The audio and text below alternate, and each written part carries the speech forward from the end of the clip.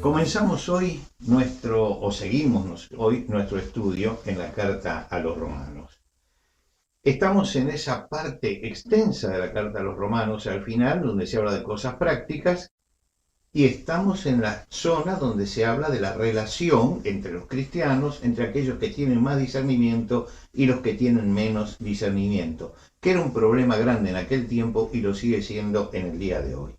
En el versículo 13, el apóstol Pablo dice del capítulo 14 de los Romanos, el apóstol Pablo dice: así que ya no nos juzguemos más los unos a los otros, sino más bien decidid no poner tropiezo o ocasión de caer al hermano.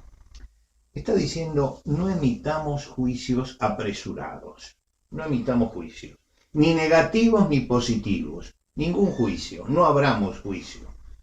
Pero dice, nosotros tenemos que hacer una decisión de corazón, y es una decisión sabia. Por eso el versículo dice, sino más bien decidid. ¿Y qué es lo que tengo que decidir? Decidir que no voy a poner tropiezo a mi hermano, aunque él sea débil. Yo creo que esta sección ya está hablándole únicamente a los cristianos fuertes, que son los que muchas veces escandalizan a los débiles. Entonces dice, tenemos que tener en cuenta de no ponerle tropiezo a aquel que todavía está creciendo en el Señor. El apóstol Pablo, cuando escribe la primera carta a los Corintios en el capítulo 8, que trata acerca de lo sacrificado a los ídolos, él dice, en cuanto a lo sacrificado a los ídolos, sabemos que todos tenemos conocimiento. El conocimiento envanece, pero el amor edifica. Es notable porque uno lo que menos esperaba es que él terminara el pensamiento con esta frase, pero nos deja presente allí algo en lo que tenemos que tener cuidado, y es que el conocimiento puede llevarnos a envanecernos en tal forma frente al hermano débil que lo hacemos tropezar y nos convertimos en fariseos. Entonces, no podemos ser, o lo que tenemos que decidir es no ser piedra de tropiezo para nuestro hermano. Ser un canal por el cual Dios pueda realmente bendecirlo.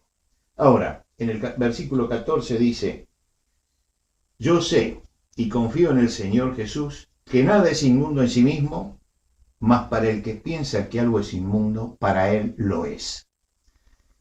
Es interesante esto porque nos está diciendo que hay una afirmación. Nada es inmundo en sí mismo. Yo me puedo tomar de esa afirmación y levantarla como bandera. Y tengo razón porque toda la Biblia me apoya. El apóstol Pablo escribe a Timoteo, porque todo lo que Dios creó es bueno y nada es de desecharse si se toma con acción de gracias. Dice en la 1 Corintios, pero no todos hay en este conocimiento. Y es verdad, no todos tienen ese conocimiento. Dice, y algunos, habituados a los ídolos, comen como sacrificado a los ídolos, y su conciencia, siendo débil, se contamina. Ahora, también en Corintios el apóstol dice, miren que su libertad no venga a ser tropezadero para los débiles. Es decir, cuiden eso, no ser de tropiezo para el otro. Y en el versículo 15 de eso dice, pero si por causa de la comida tu hermano es contristado, ya no andas conforme al amor. No hagas que por la comida tuya se pierda aquel por quien Cristo murió. Contristado, podemos entristecer a otra persona haciendo cosas que son manifestaciones de libertad. Pero la otra persona no lo considera así y puede sentir el impacto y la herida. Usemos la libertad, tenemos que usarlo, pero no podemos ignorar el amor. Entonces, en la libertad que usamos, pensemos que allí puede estar también un hermano débil, y por ese hermano débil, a veces uno tiene que retenerse de ciertas cosas. No sea pues vituperado vuestro bien. En el versículo 18, él dice esto, no sea pues vituperado vuestro bien. ¿Cuál es el bien? El bien es la libertad que tenemos en Cristo. Y dice, no sea que esa libertad, que es tan maravillosa, porque Cristo nos libertó, y esa libertad es lo más grande de la redención, es que estamos en comunión con Él y estamos libres, esa libertad puede ser blasfemada, aun si la usamos bien, pero no la usamos oportunamente. Y si la usamos delante de alguien que le puede hacer mal nuestra libertad. Y en el versículo 17, Él de un plumazo destruye todo el pensamiento de los fariseos. ¿Por qué? Porque dice, porque el reino de Dios no es comida ni bebida, sino justicia, paz y gozo por el Espíritu Santo. Caramba, aquí está poniendo las cosas en su lugar. Él acaba aquí con el fariseísmo. La vida espiritual para los fariseos era prohibir alimentos, cumplir los ritos, guardarse de trabajar el sábado, todas cosas exteriores, pero se olvidaban de las cosas fundamentales de la fe. Muchas veces pasa en nuestras iglesias que, tratando de ser prolijos con el rito, nos olvidamos de las cosas esenciales. Y entonces él dice, mire, lo esencial es esto, justicia, es rectitud de conducta. Tenemos que vivir rectamente. Paz, esa paz que no es como el mundo la da y que nos da el Señor, es la paz interior, y tenemos que derramar la paz interior y tenemos que ser bienaventurados como pacificadores. En tercer lugar, gozo. La alegría interior del Señor tiene que verse. Cuando usted lee los primeros capítulos de la epístola de los Hechos de los Apóstoles, usted se encuentra con cristianos que viven alegría. Comían pan por las casas, partían el pan por las casas con alegría, con alegría. Y esto tiene que ser algo que marque la vida del cristiano. La vida recta, la paz en su corazón que se derrama hacia afuera y la alegría del Señor todos los días. Y cuando esas tres cosas están en nuestra vida, cuando vivimos rectamente, cuando tenemos paz y derramamos esa paz, y cuando vivimos la alegría del Señor, se cumple lo que dice el versículo 18. Y el versículo 18 dice, porque el que en esto sirve a Cristo agrada a Dios y es aprobado por los hombres.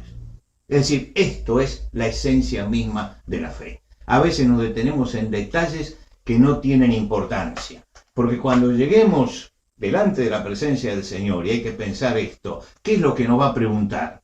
¿Si teníamos tal o cual costumbre? No.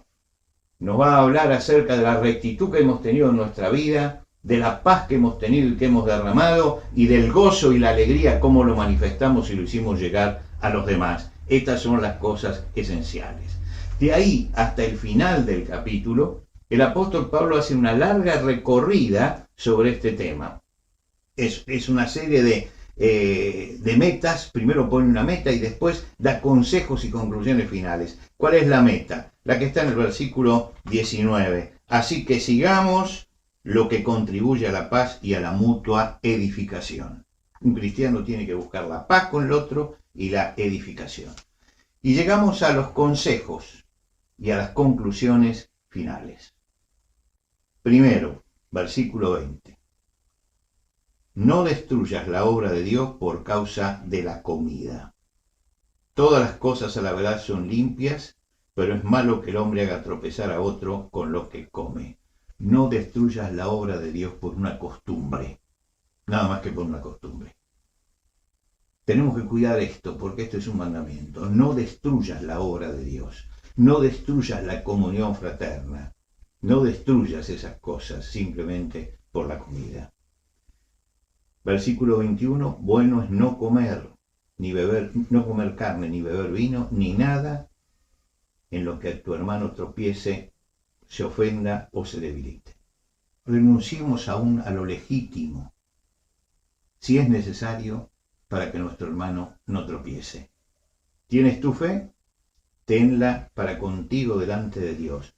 Bienaventurado el que no se condena en lo que aprueba. Esta es una bienaventuranza, así como hay bienaventuranzas del Señor en el comienzo del Sermón del Monte, hay una cantidad de bienaventuranzas derramadas en el Nuevo Testamento, y esta es una de ellas, que es bienaventurado el que no se condena a sí mismo en lo que aprueba. seamos honestos, pero honestos delante de Dios. En primer lugar, honestos delante de Dios. Y en el versículo 23, llegamos al versículo 23, cierra diciendo, pero el que duda sobre lo que come es condenado porque no lo hace con fe. Y todo lo que no proviene de fe es pecado.